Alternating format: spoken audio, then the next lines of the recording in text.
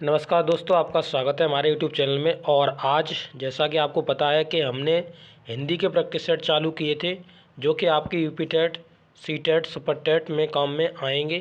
तो उसके important questions को हमने प्रैक्टिस सेट के माध्यम से आपको डिटेल में डिस्कस करा था। पहले की जो वीडियो थी उसमें हमने 5 क्वेश्चन डिस्कस कर लिए थे और आज के वीडियो में हम ट्राई करेंगे कि आपके समथिंग 12-13 क्वेश्चन के समथिंग हम करा देंगे।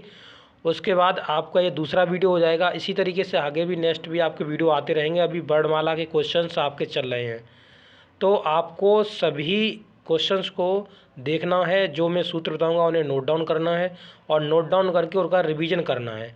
चाहे तो आप सेम टू सेम क्वेश्चन लिखकर उनके ऑप्शन के सामने अपना आंसर लिख सकते हैं। हर एक ऑप्शन के सामने लिख सकते हैं कि ये किससे रिलेटेड है, किससे रिलेटेड नहीं है।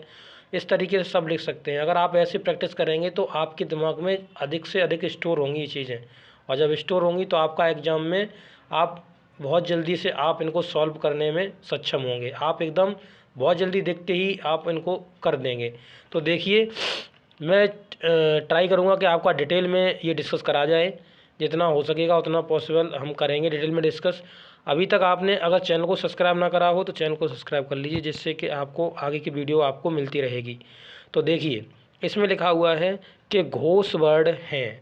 अब देखिए घोष वर्ड क्या होते हैं, और एक होता है घोष, एक होता है अघोष। अब देखिए घोष जो वर्ड होते हैं वो क्या होते हैं। एक हो गया घोष, या ही हम इसे बोलेंगे सघोष।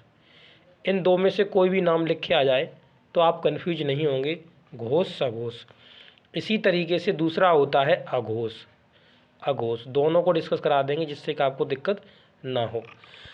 एक होता है घोष या सघोष, घोष बोलो या सघोष बोलो एक ही बात है। एक अघोष होता है। अब इनमें कौन कौन से वर्ड आते हैं उनको आपको जान लेना बहुत ही ज़रूरी है। अब देखिए घोष जो वर्ड होते हैं उस घोष वर्ड के या सघोष वर्ड के अंतर्गत आपके 3, 4 और 5, 3, 4, 5 यानी तीसरा वर्ग, चौथा वर्ग, पाँचवा वर्ग, इनके सभी वर्ड आएंगे। उसके बाद आपके यहाँ पर अंतस्थ व्यंजन आ जाएंगे। क्या आ जाएंगे? अंतस्थ व्यंजन। तो अंतस्थ व्यंजन, अंतस्थ व्यंजन, आपके अंतस्थ व्यंजन आ जाएंगे। और इसमें एक वर्ड और आ जाएगा आपका, वो होता है ह। क्या होता है? ह। ये मैंने ह लिख दिया यहाँ पे, आप कट्टा मान सकते हैं इसे। तो इस तरीके से ये वर्ड आते हैं। अब देखिए 3, 4, 5 आप कैसे लर्न करेंगे, ये भी तो ज़रूरी है कि हम कैसे इन्हें लर्न करें। लर्न करना भी ज़रूरी है।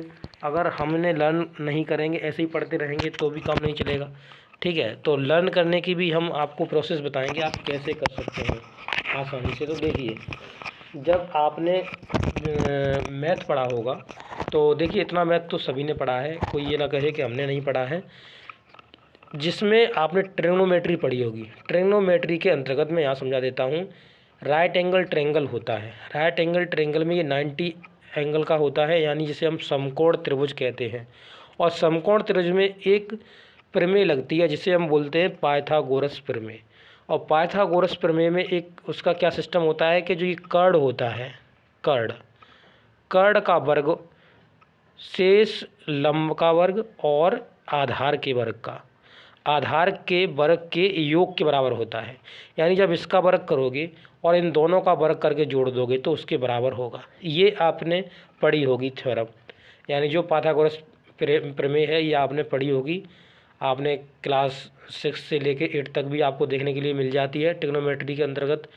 तो इसमें एक ट्रिपलेट होता है, बेसिक ट्रिपलेट, पहला ही ट्रिपलेट होता है। और वो बेसिक ट्रिपलेट क्या होता है उसको आपको जान लेना ज़रूरी है।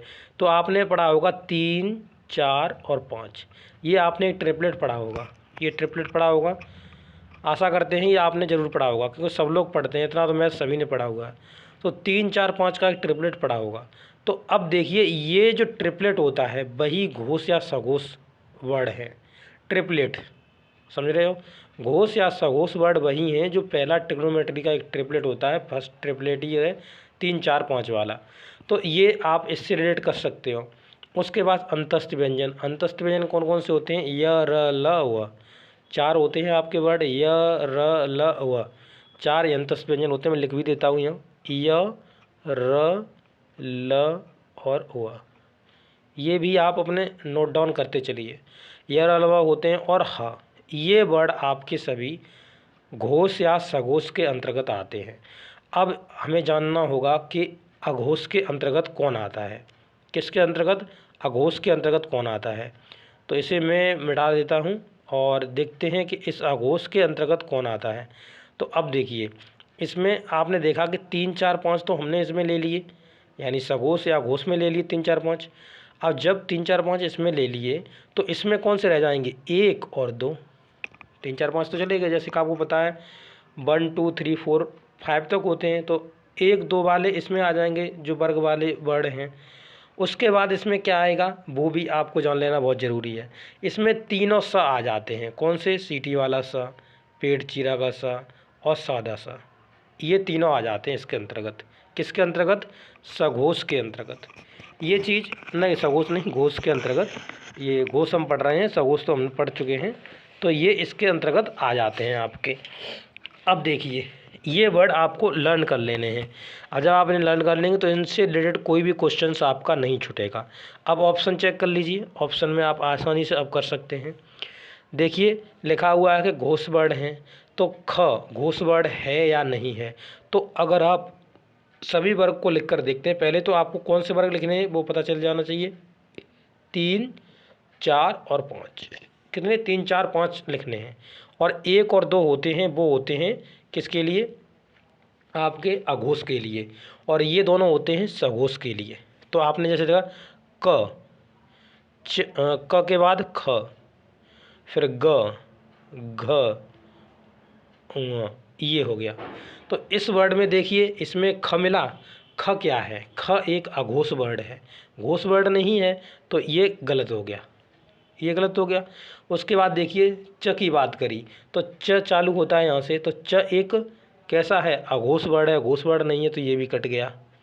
उसके बाद म, अब म वाला वर्ड कहाँ होता है? तो आपने देखा होगा त, थ, द, ध, न, म, इस तरीके से प, फ, व, म होता है। तो प, फ, व, भ, म, तो यहाँ से प चालू होता है, ठीक है।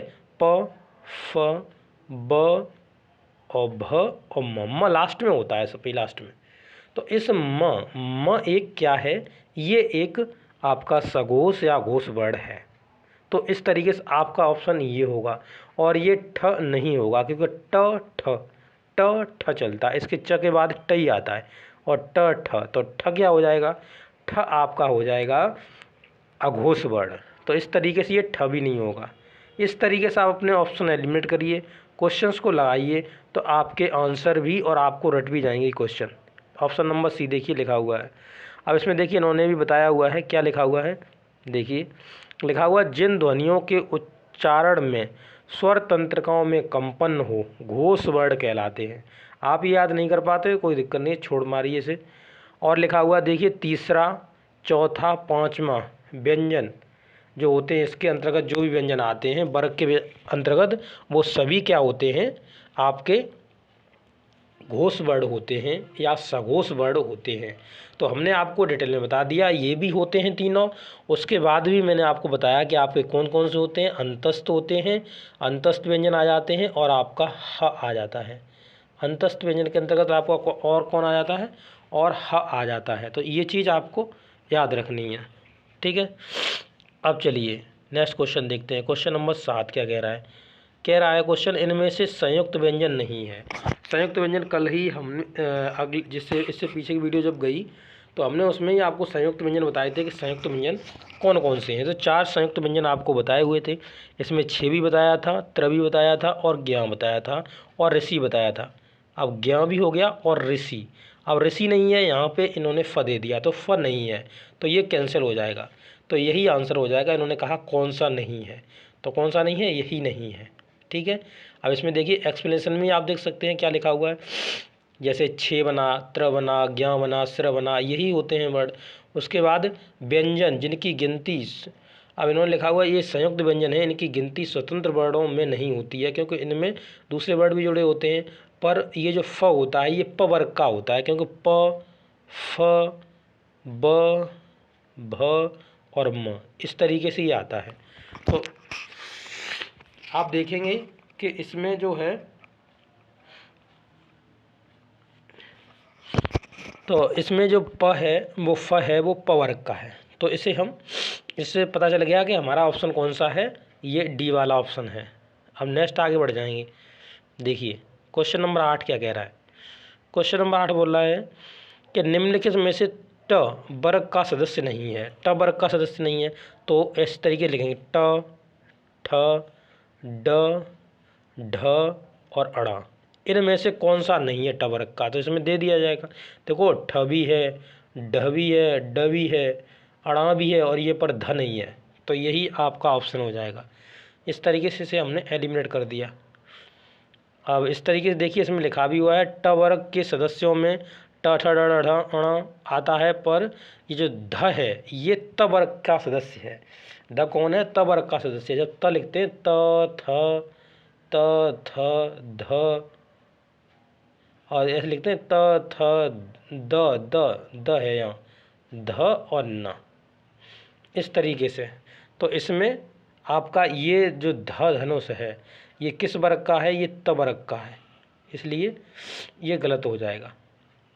अब नेक्स्ट देखेंगे विसर्ग है। अब विसर्ग पूछा है, विसर्ग क्या है? तो विसर्ग देखिए दो ही विसर्ग होती हैं, ठीक है। तो एक छोटी वाली विसर्ग हो गई और एक ये बड़ी वाली विसर्ग हो गई, ये बड़ी वाली। तो ये दोनों जो होती हैं ना, ये दोनों अयोगवाह होती हैं। क्या होती हैं? अयोगवाह होती हैं। इन्हें आप याद कर लीजिए। दोनों कैसी होती हैं? अयोगवाह होती हैं। संयुक्त व्यंजन बता दिया, क्षेत्र, ज्ञ, श्री ये बता दिया। अलप्राण, अलप्राण बताना है आपको। चलिए अलप्राण बताते हैं।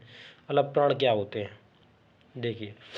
तो अलप्राण के लिए आपको लर्न करना है, सिंपली लर्न कर लीजिए कि अलप्राण कहाँ है? ये महाप्राण है, सॉरी। महाप्राण के लिए आपको क्या लर्न करना है? तो देखिए महाप्राण के लिए आपको 2 और 4 ये जो वर्ड होते हैं वो ये महाप्राण होते हैं। और यहाँ पर जो अयोगवाह हमने बता दिया, छोटी और बड़ी विसर्ग होती हैं। यहाँ पर अलप्राण, अलप्राण के लिए आपका होता है 1, 3 और 5। इन वर्ग के जो भी वर्ड व्यंजन वर्ड होते हैं वो सब होते हैं।